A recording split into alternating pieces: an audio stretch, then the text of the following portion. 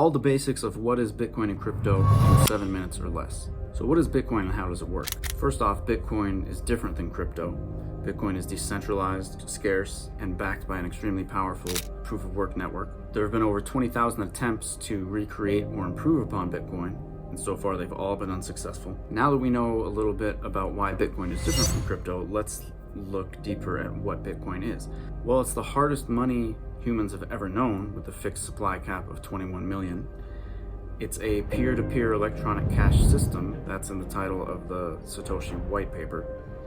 And it's also the most powerful computer network in the world. So that's what Bitcoin is. How does it work? This topic can get very in-depth, but I'll give you some of the basics here. Keep in mind, I'm not a programmer or developer, just someone who's been studying this stuff for over 11 years now. Bitcoin is like digital gold, Bitcoin the currency, that is, and it travels along the Bitcoin blockchain, which is like a highway.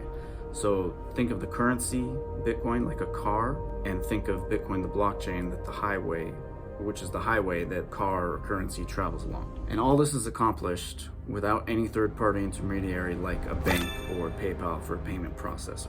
Now, how is that done? Because it's obviously difficult and different than any system that has come before it, because traditionally you always had to have one central party managing the payments and keeping track of the ledger and everything.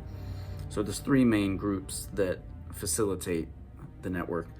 The first are the archival full nodes, which are the backbone of the network, and these consist of tens of thousands, if not hundreds of thousands, of independent node operators around the world. Anyone can run a full node. It's fairly simple with either an old laptop or some kind of home server like a Raspberry Pi computer. And the full nodes maintain a record of the entire blockchain, every transaction that's ever happened, and they confirm new blocks and get to vote on new proposed rule changes to the protocol. Second group is what's known as the miners. They are the producers of new Bitcoin. They help keep the network secure. They're basically a special type of node that have the ability to add blocks to the chain. And the third group is the Bitcoin core developers. These are people who work on the code of Bitcoin and are responsible for creating any new updates to the software, which the nodes can then vote on whether they want to accept it or not. Now, one final note is that other cryptocurrencies work in more or less the same way, with some small changes, and they have their place in the technology world, but in my opinion, their tokens don't really have a place in the financial world for the most part. If you want to learn more about the three fundamental monetary problems that Bitcoin solves, go ahead and download my free report through the link below.